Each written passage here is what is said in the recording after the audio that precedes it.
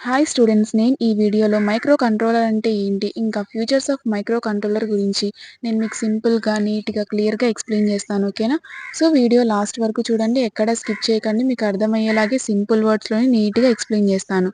So ఏదైతే చెప్తానో అది మళ్ళీ ఇంకా మ్యాటర్ ఉంటుందన్నమాట.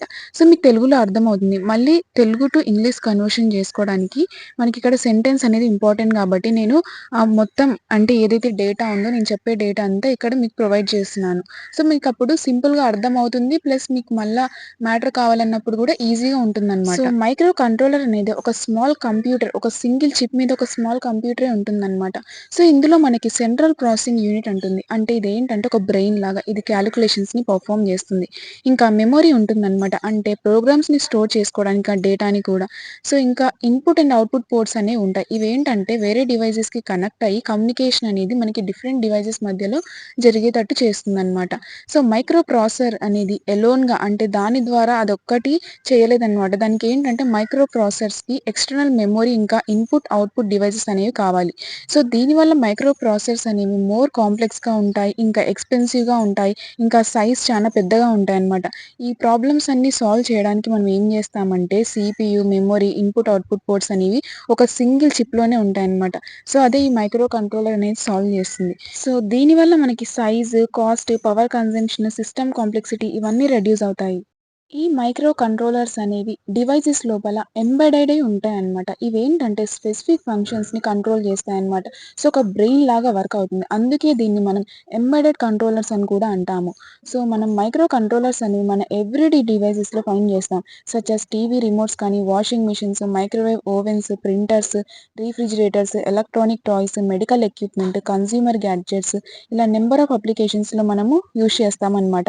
సో మైక్రో కంట్రోలర్స్ అనేవి యాక్షన్స్ కంట్రోల్ చేస్తాయన్నమాట. అంటే టర్నింగ్ థింగ్స్ అంటే ఆఫ్, ఆన్ చేయడము, ఇంకా ఇన్‌పుట్స్‌ని సెన్స్ చేయడము, ఇంకా ఇన్ఫర్మేషన్‌ని డిస్‌ప్లే చేయడము, ఇలా నంబర్ ఆఫ్ ఫీచర్స్ అనేవి మనకి మైక్రో కంట్రోలర్స్ అనేవి ప్రొవైడ్ చేస్తాయి. నెక్స్ట్ ఏంటంటే మైక్రో కంట్రోలర్స్ యొక్క ఫ్యూచర్స్ ఏంటో చూద్దాం. సో ఫస్ట్ వచ్చేసి సీపీయూ. ఆల్రెడీ నేను చెప్పాను సెంట్రల్ ప్రాసెసింగ్ యూనిట్. ఇదేంటంటే మైక్రో కంట్రోలర్‌కి ఒక బ్రెయిన్ లాగా యాక్ట్ అవుతుందనమాట. ఇంకా ఇన్ఫర్మేషన్‌ని ఎగ్జిక్యూట్ చేస్తుంది. ఇంకా నెసెసరీ క్యాలిక్యులేషన్స్‌ని పర్ఫార్మ్ చేస్తుంది. ఇదేంటంటే మైక్రో కంట్రోలర్ ఎలా ఆపరేట్ అవుతుందనే దాని మీద కంట్రోల్ చేస్తుందనమాట. Controls how the micro controller operates. So next వచ్చేసి మెమరీ. ఇదేం చేస్తుందంటే ప్రోగ్రామ్స్‌ని ఇంకా డేటాని స్టోర్ చేసుకుంటుందనమాట. ఇందులో మనకి 2 టైప్స్ ఉన్నాయి. ఒకటొచ్చేసి ప్రోగ్రామ్ మెమరీ. ఇదేంటంటే ప్రోగ్రామ్‌ని స్టోర్ చేసుకుంటుంది. సో దీంట్లో ఎగ్జాంపుల్స్ వచ్చేసి రోమ్, ఈపీరోమ్ ఇంకా ఫ్లాష్. నెక్స్ట్ వచ్చేసి డేటా మెమరీ. ఇదేంటంటే డేటా ఏదైతే ఆపరేషన్ జరిగేటప్పుడు మనకి ఏదైతే డేటా ఉంటుందో దాన్ని టెంపరరీగా స్టోర్ చేసుకుంటుందనమాట. అదే ఫంక్షన్స్ పర్ఫార్మ్ అయ్యేటప్పుడు. ఫర్ ఎగ్జాంపుల్ ఏంటంటే ర్యామ్ కానీ, ఈపీరోమ్ కానీ. నెక్స్ట్ వచ్చేసి input and output ports.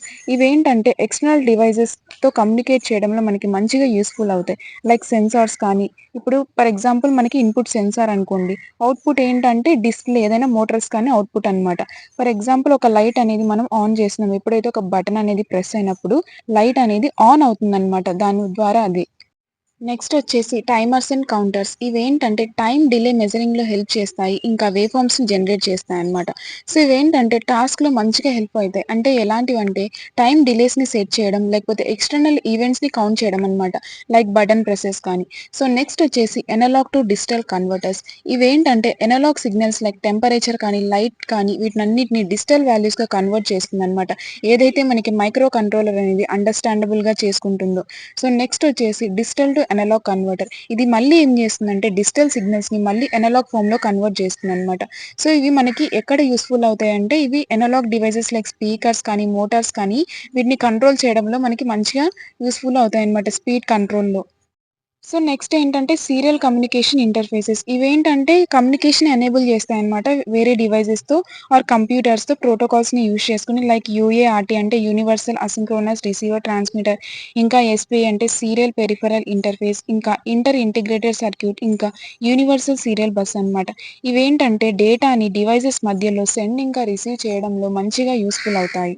Next వచ్చేసి ఇంటరప్ట్స్. సో, ఇవేంటంటే మైక్రో కంట్రోలర్స్‌కి ఎలో చేస్తాయన్నమాట. ఏవైతే ఇంపార్టెంట్ ఈవెంట్స్ అనేవి మనకి ఇమ్మీడియేట్‌గా జరిగినప్పుడు వాటికి రెస్పాండ్ అయ్యే విధంగా మైక్రో కంట్రోలర్స్ అనేవి ఎలో చేస్తాయి. ఫర్ ఎగ్జాంపుల్ ఏంటంటే ఒక సెన్సార్ అనేది ఒక అబ్‌స్ట్రాకిల్‌ని డిటెక్ట్ చేసింది. అప్పుడు ఇంటరప్ట్ అనేది అలర్ట్ చేస్తుందన్నమాట మైక్రో కంట్రోలర్‌కి. సో, అప్పుడు ఏమవుతుందంటే మైక్రో కంట్రోలర్ అనేది ఇమ్మీడియేట్‌గా యాక్షన్ అనేది తీసుకుంటుందన్నమాట. దానికి రెస్పాండ్ అవుతుంది. సో, నెక్స్టొచ్చేసి పవర్ మేనేజ్‌మెంట్. మైక్రో కంట్రోలర్స్‌లో మనకి పవర్ సేవింగ్ మోడ్స్ అనేవి ఉంటాయి. సచ్ యాస్ స్లీప్ కానీ, ఐడియల్ మోడ్స్ కానీ. సో, దీనివల్ల ఏమవుతుందంటే పవర్ కన్జంప్షన్ రెడ్యూస్ అవుతుంది. ఇంకా బ్యాటరీ పవర్ డివైసెస్‌కి మంచిగా యూజ్‌ఫుల్ అవుతాయన్నమాట. నెక్స్ట్ ఈ మైక్రో కంట్రోలర్స్ అనేవి చాలా స్మాల్ సైజ్‌లో ఉంటాయన్నమాట. సో, ఇవి కాంపాక్ట్‌గా ఉంటాయి. ఇంటిగ్రేటెడ్ సర్క్యూట్ ఫార్మ్‌లో ఉంటాయన్నమాట. ఈ స్మాల్ సైజ్ వల్ల ఏంటంటే ఇవి మనం స్మార్ట్ వాచెస్‌లో కానీ, రిమోట్స్‌లో కానీ మంచిగా ఫిట్ చేయొచ్చన్నమాట. సో, ఇదొక cost effective. So, micro controllers like 8051 కానీ మనకి చాలా తక్కువ కాస్ట్ ఉంటాయన్నమాట మైక్రో ప్రాసెసర్స్‌తో పోలిస్తే. ఇవేంటంటే మనం మాస్ ప్రొడక్షన్ ఎలక్ట్రానిక్ కాంపోనెంట్స్ ఏవైనా మాస్ ప్రొడక్షన్ చేయాలనుకున్నప్పుడు మనం ఒకవేళ మైక్రో కంట్రోలర్స్ అనేవి యూజ్ చేసుకుంటే మనకు చాలా యూజ్‌ఫుల్ అవుతుందన్నమాట.